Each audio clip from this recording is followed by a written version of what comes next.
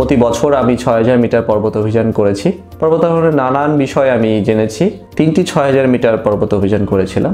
এতটাই টেকনিক্যাল পর্বত যেখানে ভুলের কোনো ক্ষমা নেই। সম্প্রতি নেপাল হিমালয়ের অন্যতম টেকনিক্যাল পর্বত ৬৮১২ মিটার উচ্চতার আমাদাবলাম অভিযান শেষ করে আমি দেশে ফিরেছি। আমার এই পর্বত অভিযানের পৃষ্ঠপোষকতা এবং তত্ত্বাবধানে ছিল রোপ4 আউটডোর এডুকেশন।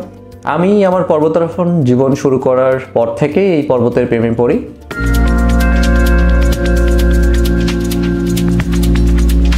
আমি যখন ২০২২ সালে প্রথম এই পর্বতকে দেখি, সে সময়ই আমার ইচ্ছা জাগে এই পর্বতের চূড়ায় দাঁড়িয়ে লাল সবুজের পতাকা ওড়ানোর। সেই ফলস্বরূপ নিজেকে তৈরি করি। প্রতি বছর আমি ৬০০০ মিটার পর্বত অভিযান করেছি এবং নিজেকে একটু একটু করে আপগ্রেড করেছি। পর্বতারোহণের নানান বিষয় আমি জেনেছি, হাতে কলমে শিখেছি আমার মেন্টরের কাছ থেকে। ২০২৪ সালে আমি প্রথম এই পর্বত অভিযানের জন্য নিজেকে প্রস্তুত করেছিলাম, কিন্তু একদম শেষ সময়ে যে পৃষ্ঠপোষকতার অভাবে এই অভিযান থেকে আমাকে পিছু পা হতে হয়েছিল। কিন্তু ২০২৪ সালে আমি একই অভিযানে 3টি ৬০০০ মিটার পর্বত অভিযান করেছিলাম। এরপরে ২০২৫ সালে আমি আবার নিজেকে তৈরি করি। যেহেতু আমাদাবলাম একটা টেকনিক্যাল পর্বত, আমার পর্বতারোহণ জীবনের যত কিছু শিখেছি আমি এই পর্বতে আমি সব অ্যাপ্লাই করেছি এবং সব অ্যাপ্লাই করতে হয়েছে। এতটাই টেকনিক্যাল পর্বত যেখানে ভুলের কোনো ক্ষমা নেই। অর্থাৎ আপনি একটা ভুল করলে আপনাকে অভিযান থেকে হয় ফিরে আসতে হবে অথবা মৃত্যুকে বরণ করে নিতে হবে। আমরা এখন ইয়েলো টাওয়ারের একদম নিচে, ৬০-এর উপরে ক্লাইম্বার।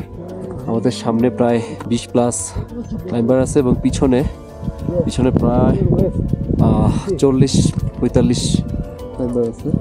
যদি একটু দেখাই, সো এ হচ্ছে আমাদের অবস্থা। আমার অভিযানের শুরুটা হয় 12 অক্টোবর ঢাকা থেকে নেপাল যাওয়ার মাধ্যমে।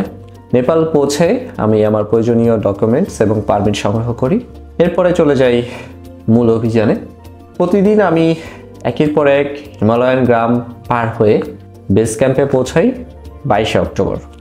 তখন ওয়েদার খুব ভালো ছিল এবং সে অনুযায়ী আসলে আমাদের সামিট প্ল্যান হয় 29 অক্টোবর। যখন বেস ক্যাম্প থেকে রোটেশন সম্পন্ন করে আমি সামিটের উদ্দেশ্যে বের হই 27 অক্টোবর। ঠিক 27 অক্টোবর বেস ক্যাম্প থেকে ক্যাম্প 1-এ পৌঁছানোর পরে এত পরিমাণ স্নোফল শুরু হয় এবং ওয়েদার এত খারাপ হয়ে যায় যে আমি আমার পর্বতারোহণ লাইফে এরকম খারাপ ওয়েদার কখনো পাইনি। প্রচণ্ড তুষারপাত এবং ঝড়ো হাওয়া, টেম্পারেচার -22। এই টেম্পারেচারে সারা রাত পার করে আমরা সকালে সিদ্ধান্ত নেই যে ওয়েদার কোনোভাবে ভালো হওয়ার চান্স নেই আগামী 2-3 দিনের মধ্যে, যে কারণে আমরা ক্যাম্প 1 থেকে বেস ক্যাম্পে ফিরে আসি এই ঝড়ো হাওয়া এবং তুষারপাতের মধ্যেই। আমার পরবর্তী অভিযান নিয়ে যদি একটু বলি, আসলে সকল পর্বতারোহীর একটা স্বপ্ন থাকে, সেটা হলো পৃথিবীর সর্বোচ্চ বিন্দু অর্থাৎ মাউন্ট এভারেস্টের চূড়া। আমারও স্বপ্ন লাল সবুজের পতাকাকে আরও একবার মাউন্ট এভারেস্টের চূড়ায় নিয়ে যাওয়ার। আমি সেই লক্ষ্যেই নিজেকে তৈরি করছি। এখন প্রয়োজন সঠিক পৃষ্ঠপোষকতা। যেহেতু মাউন্ট এভারেস্ট অভিযান একটা বড় অভিযান যেখানে অনেক অর্থের প্রয়োজন, তাই আমি সবার কাছে অনুরোধ করব, অর্থাৎ যারা পৃষ্ঠপোষকতা করার মতো অবস্থায় আছেন তারা আমাদের মতো পর্বতারোহীদের পাশে এসে দাঁড়াবেন, সেই আশাই করি। বাংলাদেশি পর্বতারোহীদের মূল চ্যালেঞ্জ হলো ফান্ড এবং স্পন্সর ম্যানেজ করা।